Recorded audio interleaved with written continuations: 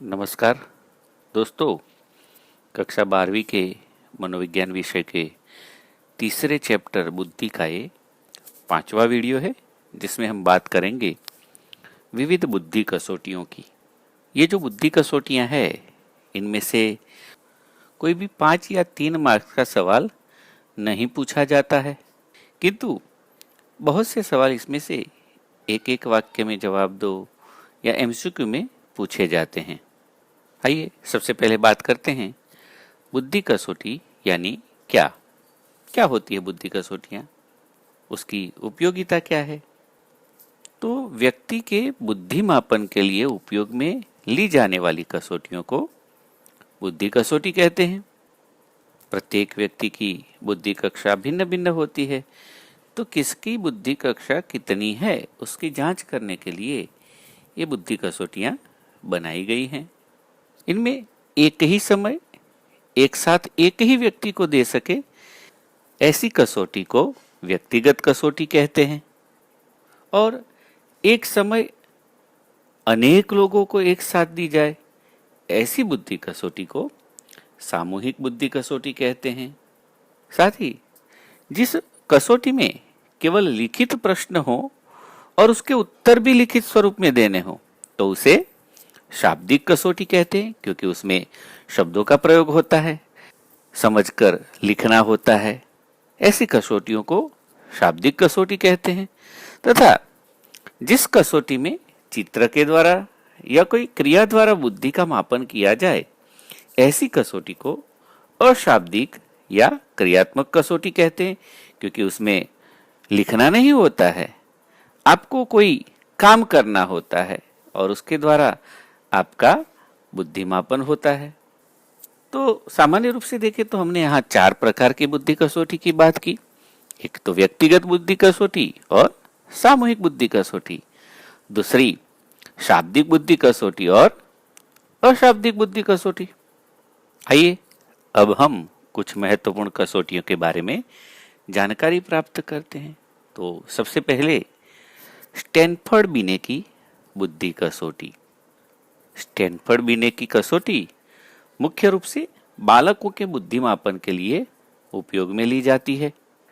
बिने एवं साइमन ने प्रथम व्यक्तिगत बुद्धि कसौटी फ्रेंच भाषा में 1905 में बनाई थी।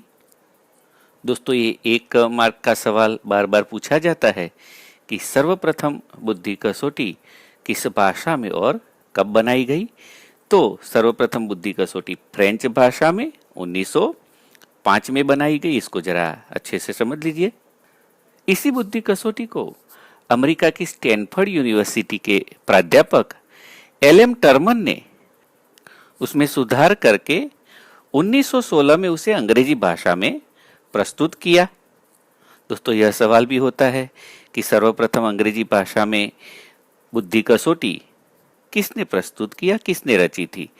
तो प्राध्यापक एलएम टर्मन ने।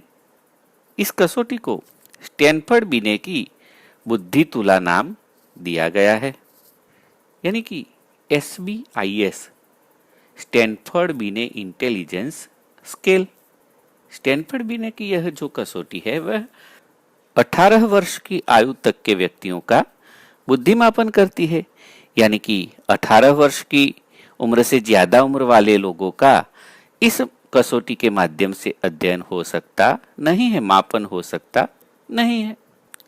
दूसरी है वेक्सलर की बुद्धि तुला, वेक्सलर इंटेलिजेंस स्केल्स।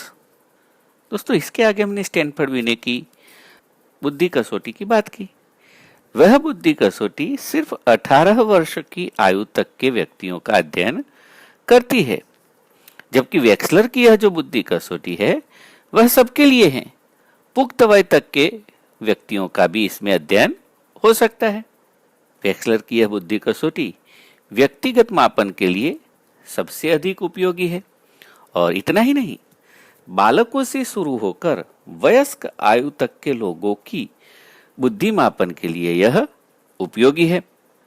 वेक्सलर की वयस्क आयु के लोगों के लिए कसौटी 16 वर्ष से लेकर 64 वर्ष तक के वयस्क व्यक्तियों का बुद्धिमापन करती है, जिसको WAIS यानी कि वेक्सलर एडल्ट इंटेलिजेंस स्केल कहते हैं। इसमें 11 उप कसौटियां हैं, जिसमें 6 शाब्दिक है और 5 क्रियात्मक है। दूसरी वेक्सलर की जो बुद्धि कसौटी है वह बालकों के लिए है। 6 से 16 वर्ष तक के जो बालक होते हैं या व्यक्ति होते हैं उनके लिए है, जिसे WISC कहते हैं, यानी कि वेक्सलर इंटेलिजेंस स्केल फॉर चिल्ड्रन। तीसरी वेक्सलर की जो बुद्धि कसौटी है वह पूर्व प्राथमिक स्कूल की कक्षा के लिए है, यानी कि 4 से 6.5 वर्ष के बालकों के लिए है, जिसको WPPSI कहते हैं, यानी कि Wechsler pre school primary scale for intelligence. तो यहां हमने देखा कि स्टैनफोर्ड बिने की जो बुद्धि कसौटी है वह सिर्फ 18 वर्ष तक के आयु के व्यक्तियों का अध्ययन करती है या मापन करती है, जबकि वेक्सलर की जो बुद्धि तुला है वो प्री प्राइमरी यानी कि 4 वर्ष से लेकर वयस्क आयु तक के सभी व्यक्तियों का बुद्धि मापन कर सकती है। तीसरी है रेवन की बुद्धि कसौटी, रेवन्स इंटेलिजेंस टेस्ट। रेवन द्वारा 1936 में रची गई यह बुद्धि कसौटी है। दोस्तों इसे भी जरा ध्यान में रख लीजिए, ये MCQ में पूछा जाता है सवाल कि रेवन की बुद्धि कसौटी किस वर्ष में रची गई, तो 1936 में।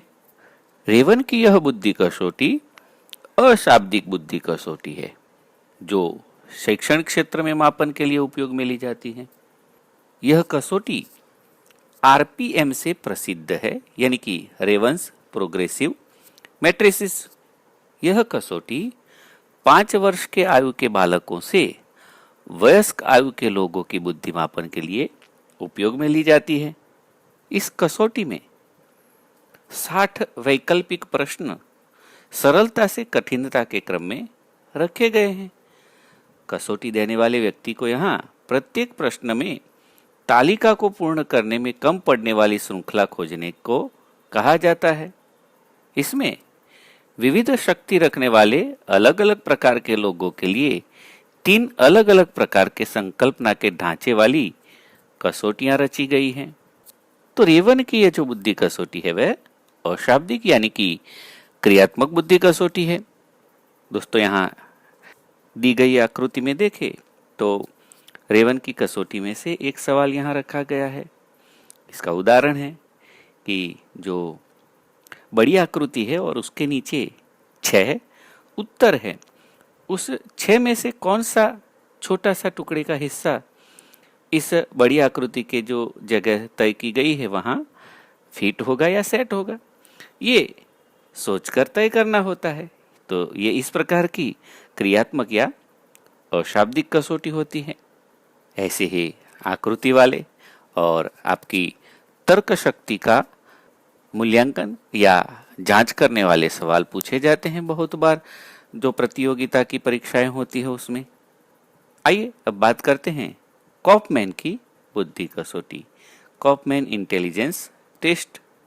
अमेरिका के मनोवैज्ञानिक प्रोफेसर एलन एस कॉफमैन का नाम बुद्धिमापन की बुद्धि कसौटी द्वारा विश्व भर में प्रसिद्ध है।